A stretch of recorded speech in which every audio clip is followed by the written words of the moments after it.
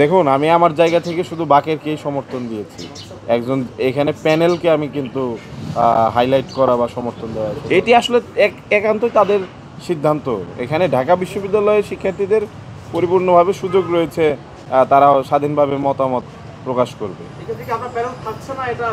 আমার প্যানেল থাকছে, আমার প্যানেলের যারা আছে, আমার ভিপি প্রার্থী জামালউদ্দিন মোহাম্মদ খালিদের সাথে আমার কথা হয়েছে। তিনি তার জায়গা থেকে আমাকে সাজেশন দিয়েছেন এবং আমি আমার প্যানেলের প্রতি যারা আছেন প্রতিটি মেম্বারই যোগ্য, এবং আমি বলবো যে ঢাকা বিশ্ববিদ্যালয়ে যারা শিক্ষার্থীরা আছে তারা যেন সমন্বিত শিক্ষার্থী সংসদ প্যানেলের দিকে খুব ভালোভাবে নজরদারি করে, কেননা অন্য যে কোনো প্যানেলের চেয়ে এই প্যানেলটি অধিকতর যোগ্য।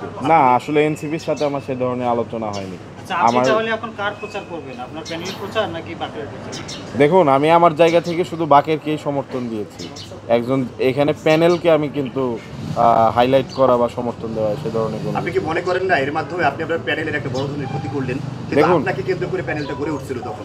দেখুন, আমাকে কেন্দ্র করে প্যানেলটি গড়ে উঠেছিল বিষয়টি এরকম নয়। নাকি এটা পূর্ব পরিকল্পিত ছিল? দেখুন, আমার কোনো পূর্ব পরিকল্পনা ছিল না যে আমার প্যানেল, আমি কোনো প্যানেলকে ভেঙে এখানে চলে আসব। দীর্ঘদিন যাবৎ আমার তাদের সাথে পথ চলা রয়েছে, এবং জাতীয় নাগরিক পার্টিতে আমি একজন মেম্বার ছিলাম। আমি পূর্বেও বলেছি, এখনও বলছি, জাতীয় নাগরিক পার্টি তার জায়গা থেকে বিমাতা সুলভ আচরণ করেছে, এবং এক পর্যায়ে মানে আমাকে তাদের তরফ থেকে এক ধরনের বাধ্য করা হয়েছে, এটি আমি বলবো। তো জাতীয় নাগরিক পার্টি তাদের ডিসিশন ওয়াইজ হয়নি, এবং আমি মনে করছি ঢাকা বিশ্ববিদ্যালয়ের শিক্ষার্থী হিসাবে আমার অধিকার রয়েছে একজন জিএস পদে নির্বাচন করা, যেহেতু আমি বিগত সময়ে কাজ করে এসেছি। দেখুন, আমি বিভিন্ন সময়ে এগুলো পরিষ্কার করেছি। ডাকসু নির্বাচনে আসলে জাতীয় নাগরিক পার্টির সাথে তো সম্পর্ক নেই, তো সেই জায়গায় ডাকসু নির্বাচনকে কেন্দ্র করে আসলে জাতীয় নাগরিক পার্টিকে টানাটা আমার কাছে মনে হয় না। ঠিক আছে, ধন্যবাদ। আমরা আজকের জন্য শেষ করি।